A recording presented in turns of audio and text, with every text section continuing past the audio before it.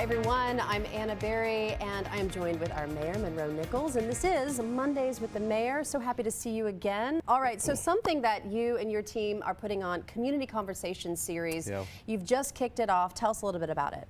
Yeah, so far, we've done one on mental health and public safety. I think pretty soon tonight, I guess, we'll have one that is really focused on essential services. So thinking about how do we best deliver excellent services to every citizen across the city. I mean, our city is a city of over 400,000. We're pretty spread out. Providing services and how we do that is critical.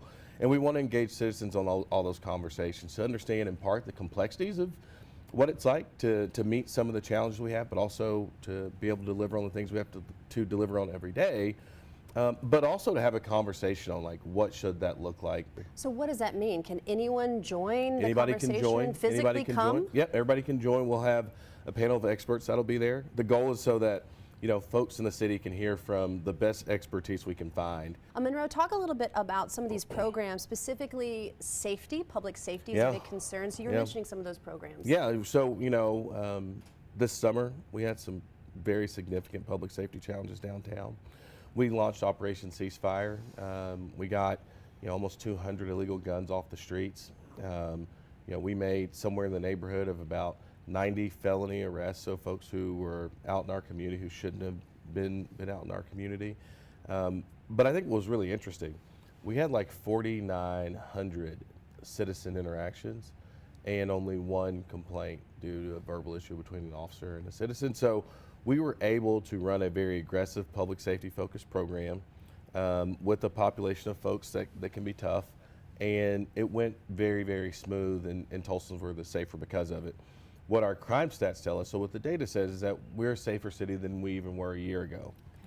But we still have challenges, and so one of the priorities of this administration is one, to get the police department up to its authorized force, but also make all the other investments that are necessary. How are we investing in our parks and green spaces? How are we making sure that parts of the community that maybe has kind of been locked out of the economic development conversation is brought back in? We were talking right before we went on about 61st and Peoria, and this year we'll invest $8 million into Johnson Park, right there in the community, just south of 61st and Peoria. Is a big economic development project. I think is like one of those catalytic economic development projects that's going to change the face of that part of town. So it's a balancing of both the investments in public safety, but also the expansion of opportunity.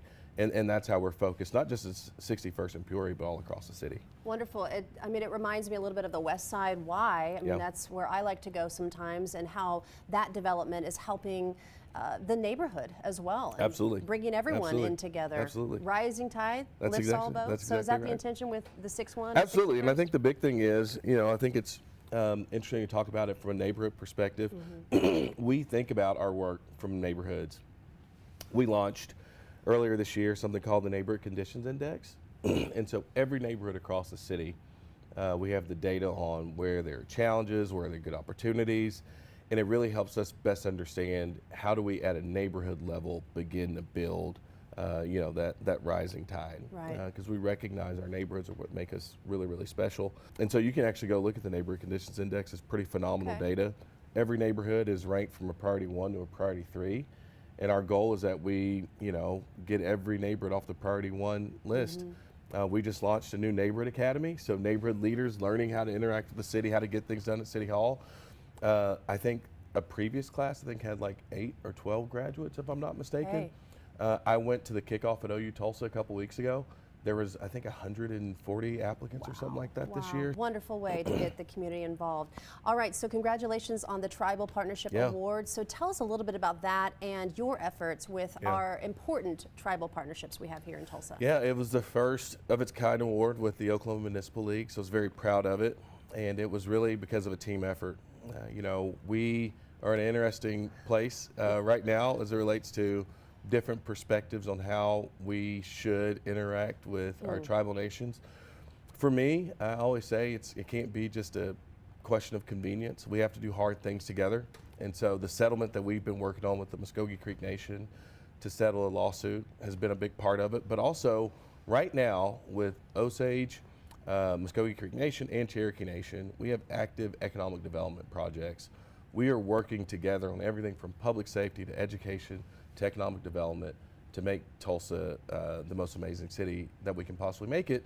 We're the largest city in the country that's all Indian reservation. Embracing that, I think, is a big part of not only why we were awarded, but embracing it while also doing really, really hard things that's unlocking really amazing opportunities. So I'm really proud of that award, and understand it's an award that is shared between the city of Tulsa, the Muskogee Creek Nation, the Cherokee Nation, and the Osage Nation, which actually makes it a really special award. Wonderful talking with you. Good Thank to you talk so to you. much. Yeah. So the community conversations will be on the screen, so please come out and enjoy those and join in the conversation of what we are creating here in Tulsa. Absolutely. All right, thanks for watching. See you later.